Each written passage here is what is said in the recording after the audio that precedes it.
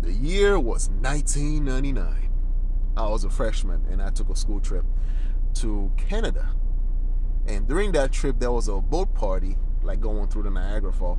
And then there was like so many other school there. So it was fun, man. We had like, I listened to, let's say, hip hop, Forget About Dre, Linkin Park. No, not Linkin Park. Blink 182. And I ended up making out with two white girls that day, right? And now, fast forward, trying to understand or actually get to know what you would call white culture, right? And I was shunned for being the black kid who actually liked rock and roll. I was shunned for being the black kid who liked skateboarding. Actually, not skateboarding, skating. Or skateboarding, whatever.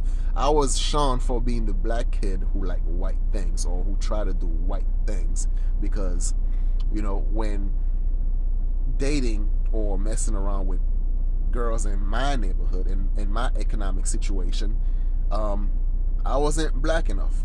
I had to pretend to be a little bit more thuggish, a little bit more rough around the edge. I didn't see the need to spend my whole little paycheck on buying brand new Air Jordans. I didn't see the need to do a lot of the stuff, all these requirements that showed that you were black enough in order to get attention or validation from females that look like me. So I went where I was wanted. I went where I was appreciated.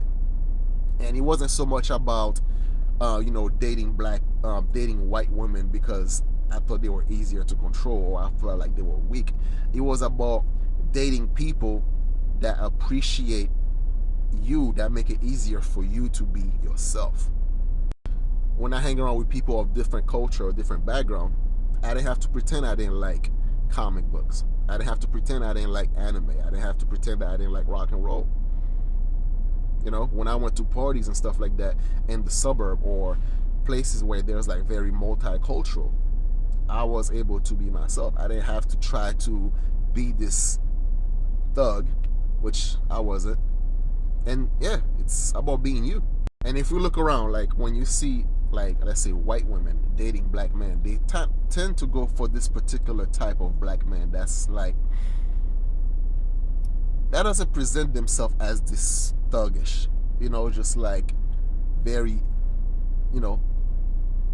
tempered and, not rambunctious. And sadly enough, these are the exact same type of black men that a lot of black women tend to reject. It is what it is.